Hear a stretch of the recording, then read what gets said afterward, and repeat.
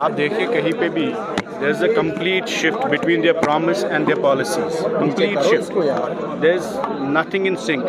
What they promised in elections and what they're delivering in the government. AAY families तक नीयत अच्छी है लेकिन इनकी हरकतें जो दिखती है बजट में AAY का मेंशन किया है, पहले आपने लिस्ट चेंज की है और उसके बाद भी AAY की when you read there is nothing new.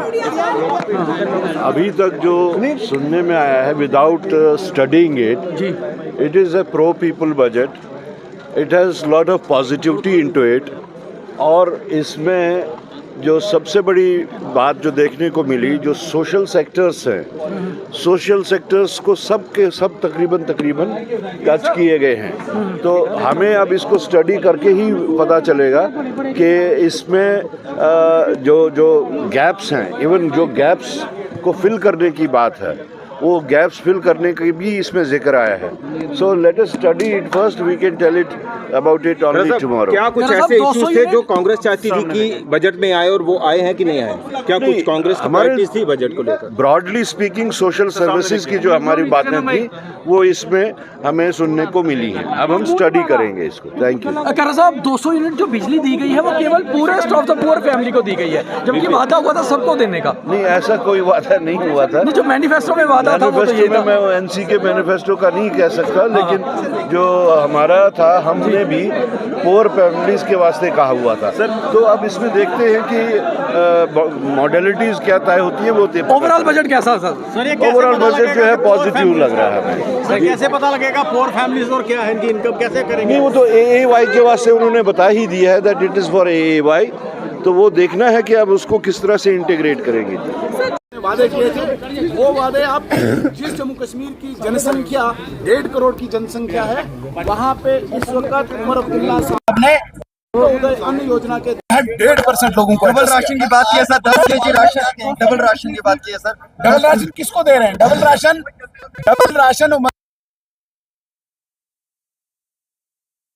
के तहत हैं जो सिर्फ 1.5 से 2% लोग हैं। जम्मू कश्मीर में 1.5 है। इस 1.5 करोड़ की जनसंख्या के साथ जम्मू कश्मीर के चीफ मिनिस्टर ने धोखा किया है। बाहर जाके इन्होंने कहा कि मैं हर व्यक्ति को यहाँ पे राशन दूंगा, मैं हर व्यक्ति को सिलेंडर दूंगा, मैं हर व्यक्ति को बिजली दूंगा, मैं हर व्यक्ति को पेंशन दूंगा। अंदर जब आए और अंदर उन्होंने घोषणा की, it is only for AAY is Antyodaya अन्न योजना के तहत जो रजिस्टर हैं उन्हीं को 200 यूनिट बिजली। वो केवल 1.5% लोग जम्मू कश्मीर की जनसंख्या में है। यहाँ पे मुझे चीफ मिनिस्टर साहब बताएं, PMKSSY ये योजना प्रधानमंत्री नरेंद्र मोदी जी की, RDSS प्रधानमंत्री नरेंद्र मोदी जी की योजना, स्कॉलरशिप ISSS योजना प्रधानमंत्री जी की, अटल टिंकरिंग लैब प्रधानमंत्री जी की योजना, PM श्री स्कूल प्रधानमंत्री जी की योजना, एम्स GMC नरेंद्र मोदी जी ने दिए, लखपति दीदी का योजना का कार्यक्रम प्रधानमंत्री जी का, लाडली बेटी का कार्यक्रम प्रधानमंत्री जी का, 3.4 लाख हाउसेस दिए ये नरेंद्र मोदी जी ने दिए, E-बसेस नरेंद्र मोदी जी ने दिए, स्मार्ट सिटी नरेंद्र मोदी जी ने दिए, गोल्डन कार्ड्स नरेंद्र मोदी जी ने दिए, हाईवेज नरेंद्र मोदी जी बना रहे, PM सूर्य ऊर्जा योजना नरेंद्र मोदी जी द्वारा, अमृत नरेंद्र मोदी जी द्वारा, जल जीवन मिशन नरेंद्र मोदी जी द्वारा, एयरपोर्ट की एक्सटेंशन नरेंद्र मोदी जी द्वारा।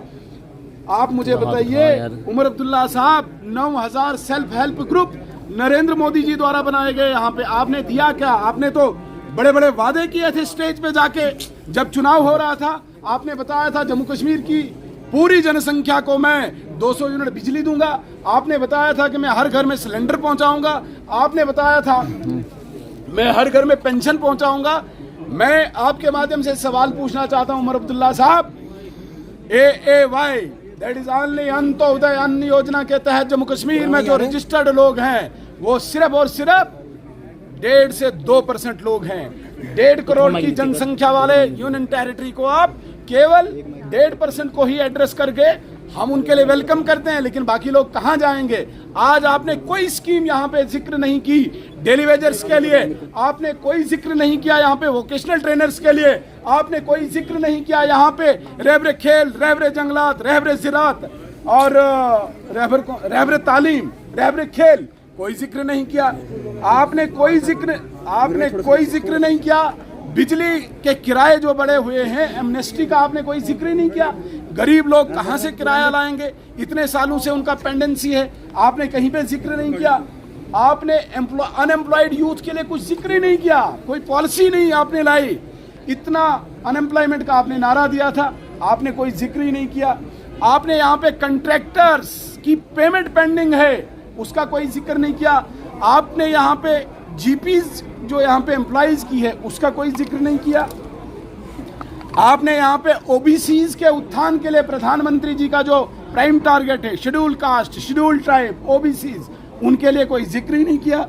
तो इस बजट को हम सिर्फ जुमलेबाजी कहेंगे और सिर्फ सेंट्रल फंडिंग के आधार पे जो स्कीम्स यहाँ पे चल रही है, अपनी वाहवाही लुटाने के लिए एक खाली पत्र, एक खाली कागज, इसके अतिरिक्त कुछ नहीं। बहुत बहुत धन्यवाद सर। इस बजट को 10 में से कितने मार्क्स दोगे सर? 10 में से 0 सर। देखिए, इस बजट में एक फाउंडेशन रखा गया है, आने वाले 5 साल का जो किस तरीके का जम्मू कश्मीर होगा, उसका एक फाउंडेशन रखा गया जिसमें हर वर्ग का ध्यान रखा गया।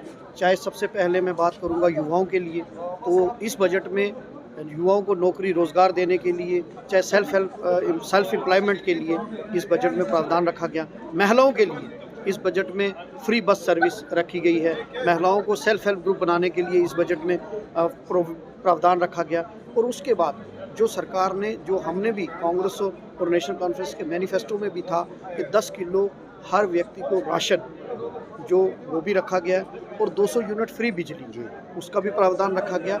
और सबसे बड़ी बात है कि इस बजट में जो ओल्ड पेंशनर्स थे, जो जिनको पेंशन मिलती थी, उसमें पेंशन में भी बढ़ोतरी की गई है। उसमें 2000 रुपया किया गया है, 1500 किया गया, उसकी अलग अलग कैटेगरी है। और नेशनल लॉ यूनिवर्सिटी यहाँ बनाने की बात की गई है, जिसमें फिर रिसर्च को बढ़ाने के लिए बात की गई है। उसके बाद हेल्थ इंफ्रास्ट्रक्चर को बढ़ाने के लिए मैं आपके माध्यम से मुबारकबाद देना चाहता हूँ। मेरी कॉन्स्टिट्यूंसी में उन्होंने कैथ लैब, जो कि जीएमसी रजौरी में कैथ लैब नहीं होती थी, तो जो हार्ट अटैक के पेशेंट होते थे वो उनको जो जम्मू रेफ़र करते थे और कुछ की डेथ रास्ते में हो जाती थी, कैथ लैब के लिए भी इसमें प्रावधान किया गया। मैं कहूँगा कि ये बजट आने वाले जो पिछले 7 सालों के ज़ख्मों पे मरहम और आने वाले जम्मू कश्मीर की खुशहाली का। एक यहाँ पर आशा वर्कर्स, डेली वेजर्स, ये भी बहुत उम्मीद लगाए बैठे थे। आपको लगता है कि इस बजट में कहीं वो निराश हो रहे हैं? वो भी एक तरह से जो है युवा है, एक तरह से सोसाइटी का हिस्सा है। देखिए, उनको रेगुलराइज करने का जो इशू है वो एलजी एड्रेस में भी उन्होंने इसको इनकॉर्पोरेट किया हुआ है। वो एक पॉलिसी मैटर है। मुझे उम्मीद है, मैंने आपसे कहा कि ये पहला बजट है, ये फाउंडेशन है। आप इसको 5 साल का बजट मत देखिए, क्योंकि पीछे 7 साल के जो जिस तरीके का माहौल था, जो ज़ख्म थे, उसको भरने का काम किया गया। सरकार वचनबद्ध है कि जो डेली वेजर्स है, आशा वर्कर है, उनकी भी सैलरी बढ़ाने के लिए और दूसरा उनको रेगुलराइज करने के लिए सरकार वचनबद्ध है। धन्यवाद हमसे बातचीत।